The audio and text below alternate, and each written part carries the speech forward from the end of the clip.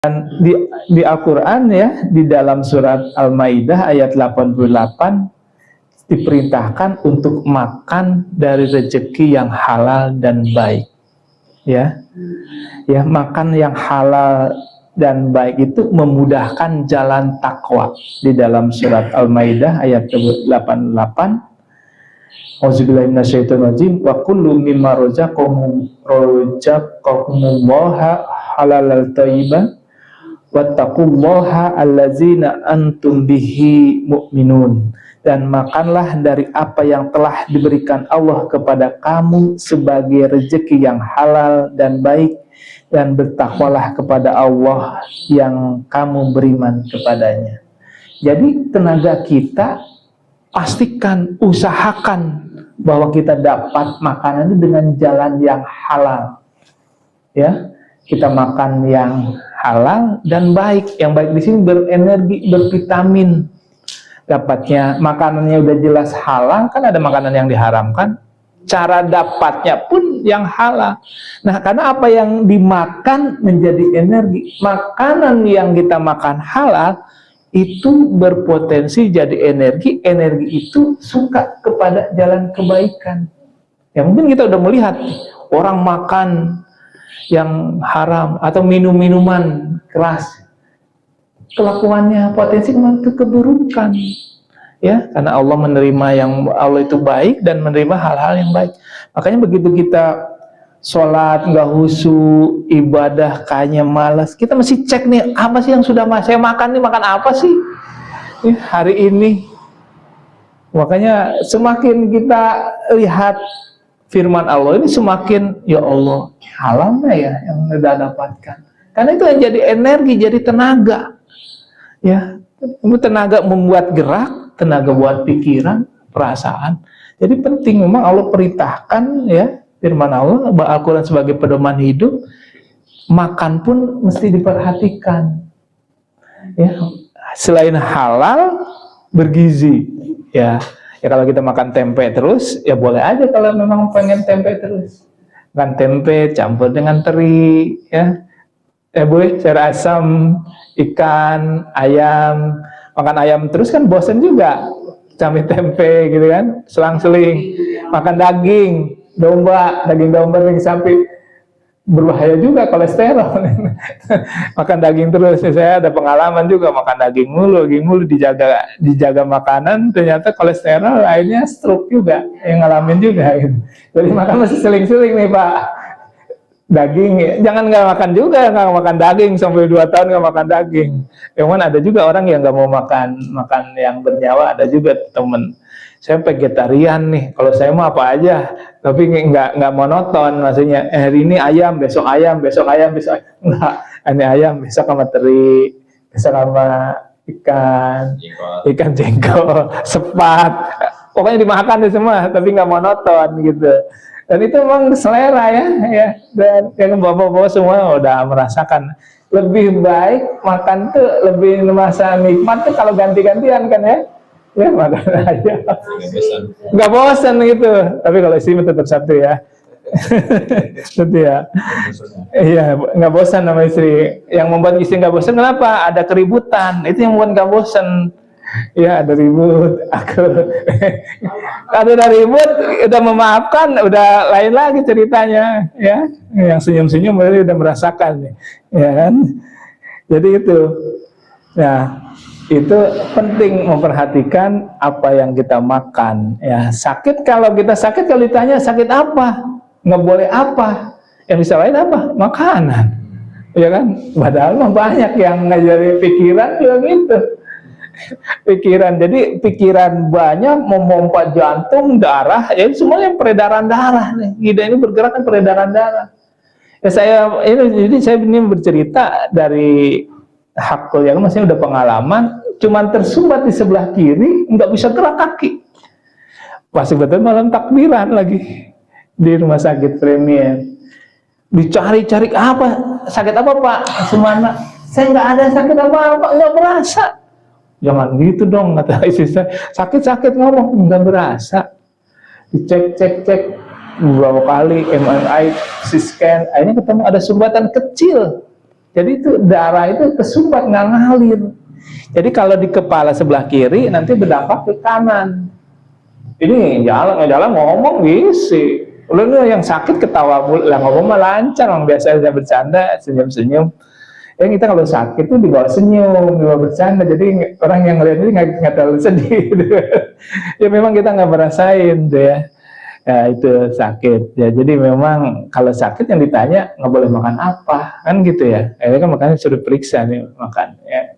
Kita memang penting ngikutin Rasulullah, berhenti sebelum kenyang ya. Kita kadang-kadang makan sepuasnya nih, itu bahaya juga. Makanya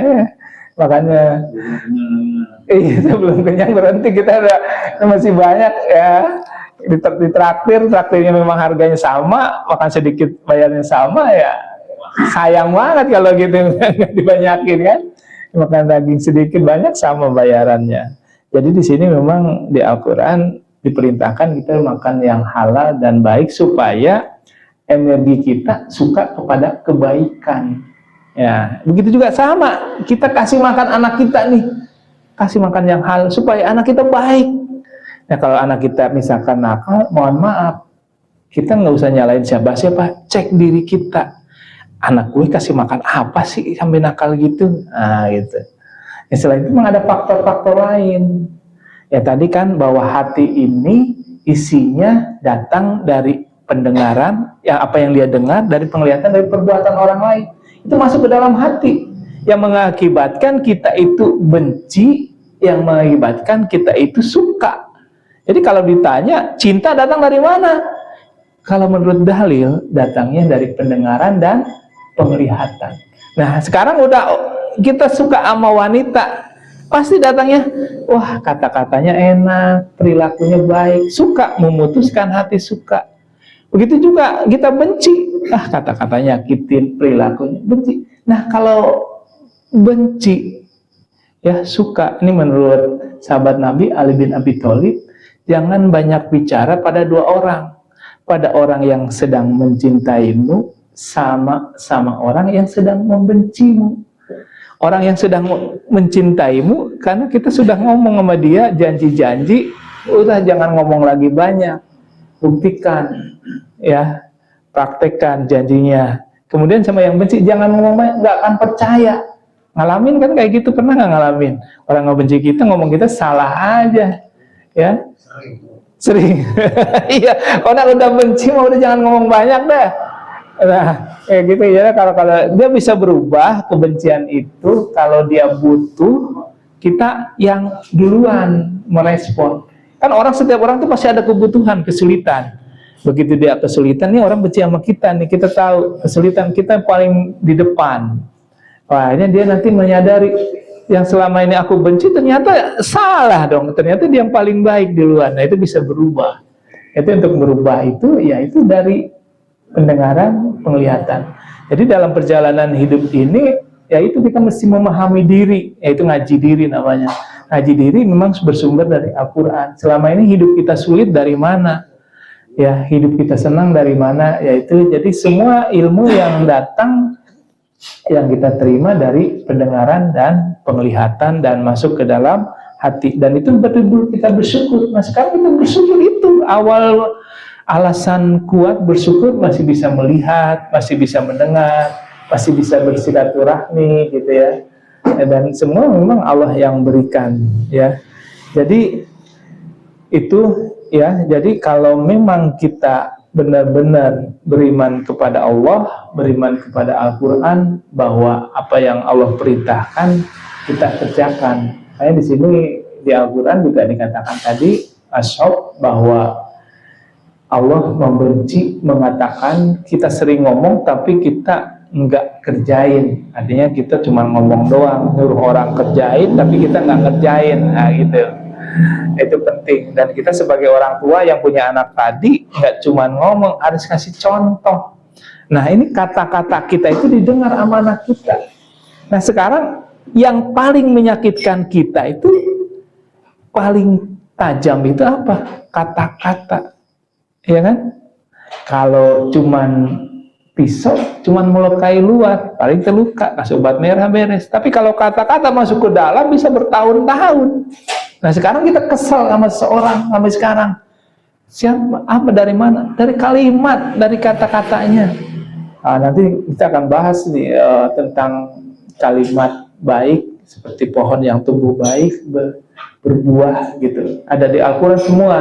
Ya, memang saya menyusun ini memang jadi setiap kajian kan saya ngepelin tuh biasanya 4 dibagiin, jadi memang saya kumpulin aja ini sebenarnya udah banyak nih.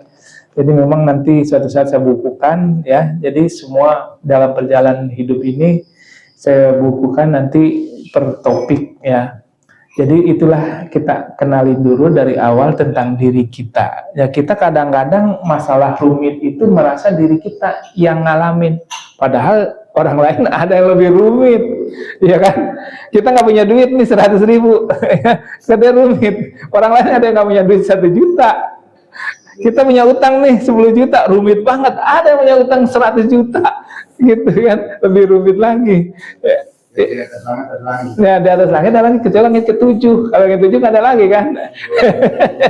Di bawah bumi ada bumi lagi. Ya, dia ada lapisan, di bawah kulit lapis ya ada lapisan lagi gitu. Tapi di atas langit ada langit. Sampai langit ke berapa? Langit ke-7 kan? Ya, langit ke-7. Ya, jadi gitu. Jadi masalah kita itu dianggap berat dari baru ngalamin. Tapi kalau udah masalah itu kita alamin, udah bisa menyelesaikan, masalah itu menjadi ringan. Masalah petani, masalahnya apa? Gagal panen. Udah pernah ngalamin kan? Udah pernah ngalamin. Sering ya kan? Gitu. Ya. Jadi itu ya. Jadi yang harus diperhatikan nih, pentingin tentang pendengaran kita, penglihatan kita, dan makanan. Ya, jadi itu silaturahmi saya kita ini ya. Jadi penting memperhatikan apa-apa yang didengar, yang dilihat, dan makanan ya. Buat anak kita, buat cucu kita ya, berusahalah memastikan makanan didapat dengan cara yang halal dan yang diberikan dengan yang baik supaya pertumbuhannya, gerakannya, kecerdasannya bertambah. Makanya kalau melihat anak nakal, anak kita nakal, iya diceknya itu aja dulu, setelah itu teman-temannya. Karena yang masuk ke dalam hati tadi pendengaran dan penglihatan. Karena sepertinya udah siang. Ya nanti kita lanjutkan silaturahmi berikutnya dengan kajian-kajian yang lebih mendalam, kajian tasawuf ya. Jadi memang nanti kajian tasawuf ya tentang jasad, tentang hati, tentang jiwa ya. Jadi sepintas tentang ilmu tasawuf, tentang ilmu syariat, ilmu tarekat, hakikat, makrifat. Kalau ilmu syariat untuk membaguskan jasad kita, anggota tubuh kita, ilmu tarekat membaguskan kolbu kita, hati kita, ilmu hakikat membaguskan jiwa kita, ya, ruh kita, dan ilmu makrifat membaguskan rasa. Nah, jadi rasa itu udah kenal dan dekat dengan Allah. Jadi ilmu tasawuf itu unsurnya itu, ya, syariat, tarekat, hakikat, dan makrifat. Nah, memang dalam ya nanti, pelan-pelan. Jadi kita ini kajian jangan tegang, silaturahmi santai, ya. Jadi dari beberapa guru yang saya pernah dapat ilmu, ya ini berbagi. Ya, jadi saya sebagai murid dari beberapa guru, ya gitu menyampaikan ulang. Dan ini yang paling penting, cuman jangan hanya saya sekedar ngomong, tapi saya juga harus melaksanakan supaya mencapai ke hakul yakin. Ya, demikian subuh ini, pagi ini, nanti mudah-mudahan nanti sebulan ke depan, karena memang saya keliling silaturahmi ke masjid-masjid. Jadi kalau hari Minggu, saya banyakkan hari Minggu. Jadi biasanya kalau Sabtu, kemarin istri sakit, sekarang banyakkan Sabtu siang kemarinya. Jadi kalau di sini ya saya Sabtu. Kalau hari Minggu kan di seberang juga hari Minggu ada kajian, takutnya bentrok gitu kan. Jamaahnya ada yang ke sana. Ya. Jadi ini yang kita sumbernya dari Al-Qur'an. Ya, saya dapat ilmu dari guru-guru saya. Jadi kita akan kaji isi Al-Quran tentang perjalanan hidup kita. Ya, ada apa supaya kita jangan kaget. Oh iya, udah ada di Al-Quran, kenapa kaget? Ya kita kan kaget karena belum tahu kan. Kalau udah tahu, oh iya.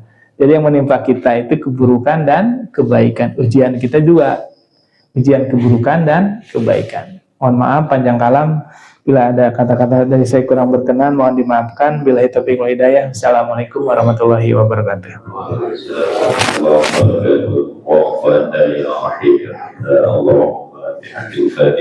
Amin.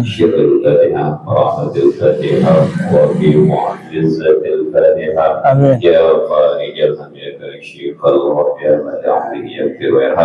اللهم إنا على ذكرك وشكرك وحسن عبادتك حمدا وفيها سبحانك اللهم وتحية فيها سلام وآخر دعوانا الحمد لله رب العالمين.